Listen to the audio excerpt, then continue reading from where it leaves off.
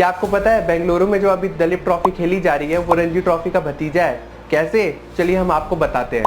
मैं हूँ अभिषेक उपाध्याय और आज हम जानेंगे दलीप ट्रॉफी के इतिहास के बारे में कि कैसे ये स्टार्ट हुई, कब इसका फॉर्मेट चेंज हुआ और अभी भी रेलेवेंसी बनाए रखने के लिए बीसीसीआई इसे कैसे एग्जीक्यूट कर रही है। साल 1960 भारत और पाकिस्तान को आज़ाद हुए 13 साल का समय हो चुका है। दोनों ही देश इंफ्रास्ट्रक्चर, टेक्नोलॉजी इन सब पे कम्पीट कर रहे हैं और कहीं ना कहीं दोनों एक दूसरे को बहुत अच्छा कंपटीशन भी दे रहे हैं और भारत इन सब चीज़ों में ऑलमोस्ट आ गया है।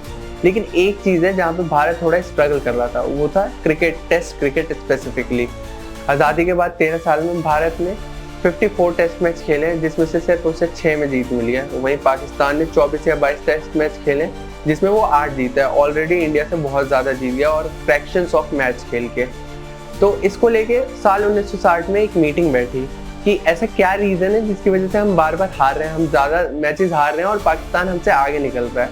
तो उस पूरी मीटिंग का निष्कर्ष ये निकल के आया, जो हमारी already established first class tournament है, चैंपियनशिप है, उसमें ज़्यादा कॉम्पिटिटिव मैच हो नहीं पा रहे हैं। तो हमें एक और फर्स्ट क्लास टूर्नामेंट की ज़रूरत है जिसकी वजह से हम ज़्यादा कम्पीट कर पाएँ इंटरनेशनल लेवल पे और ज़्यादा मैचेस जीत पाएँ। तो निष्कर्ष जब ये निकल के आया कि हमें एक और कॉम्पिटिटिव टूर्नामेंट की ज़रूरत है जो रणजी ट्रॉफी से अलग होगा, उससे ज़्यादा कॉम्पिटिटिव होगा, तो उसका नाम रखा गया दलीप ट्रॉफी। दलीप ट्रॉफी इसलिए रखा गया कि दलीप सिंह हमारे एक बहुत बड़े क्रिकेटर हुआ करते थे जो इंग्लैंड के लिए खेलते थे प्री इंडिपेंडेंस, और दलीप सिंह जो रंजीत सिंह जी के भतीजे हैं, रंजीत सिंह जी वहीं जिनके नाम पे रणजी ट्रॉफी का नाम रखा गया है। अब मेन मुद्दे पे आते हैं कि ये टूर्नामेंट रणजी ट्रॉफी से अलग कैसे होगा जिसकी वजह से इसमें ज़्यादा कॉम्पिटिटिवनेस देखने को मिलेगी। तो बीसीसीआई ने इस बात पे ध्यान दिया कि जो हमारे ऑलरेडी इस्टेब्लिश्ड रणजी ट्रॉफी है उसमें प्लेयर्स एक स्टेट से चुन के आते हैं, उस स्टेट के लिए खेलते हैं और कम्पीट करते हैं, तो इसमें बहुत सारे प्लेयर्स हो जाते हैं। तो हम ऐसा ना करके जोनल फॉर्मेट में इस टूर्नामेंट को कराएं।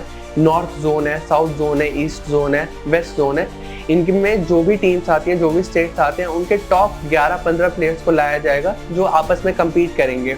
तो इसमें ज़्यादा स्ट्रॉन्ग टीम्स आएंगी, स्ट्रॉन्ग कंपटीशन होगा और इंटरनेशनल में भी हमें स्ट्रॉन्ग प्लेयर्स मिलेंगे। तो इसको इसी फॉर्मेट में रखा गया। हालांकि ओवर द ईयर्स इसमें बहुत चेंजेस आए। जैसे 1963 में जब ये 1962 में जब ये पहली बार खेली गई थी तो इसमें सिर्फ इंडियन जोन्स के प्लेयर थे। उसके बाद जब 63 में इसका दूसरा सीजन आया उसमें इन टीम्स में कुछ विदेशी प्लेयर्स भी शामिल थे।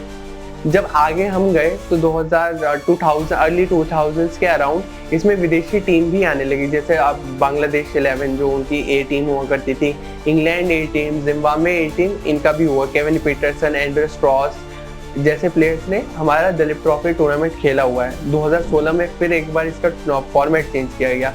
इसे इंडिया ए, इंडिया बी, इंडिया सी के लीग मैचेस के आधार पर खेला जाने लगा। दलीप ट्रॉफी की रेलेवेंसी बनाए रखने के लिए ये किया गया। 2016 में ही इसमें पिंक बॉल भी इंट्रोड्यूस होती है। उसके बाद 2020 के बाद इसे वापस जोनल फॉर्मेट में लाया गया। 2023-24 में इसे वापस एक बार फिर इंडिया ए, बी, सी फॉर्मेट में खेला गया और अब 2025 जब एक बार फिर इस टूर्नामेंट को खेला जा रहा है तो ये वापस अपने जोनल फॉर्मेट में वापसी कर चुका है। तो ये थी दलीप ट्रॉफी की कहानी जो हमने आपको बताई। ऐसी और कहानी के लिए, स्पोर्ट्स रिलेटेड इंस्पायरिंग स्टोरीज के लिए, एनालिसिस के लिए हमसे जुड़े रहे। हम आगे और भी ऐसी वीडियो लाते रहेंगे।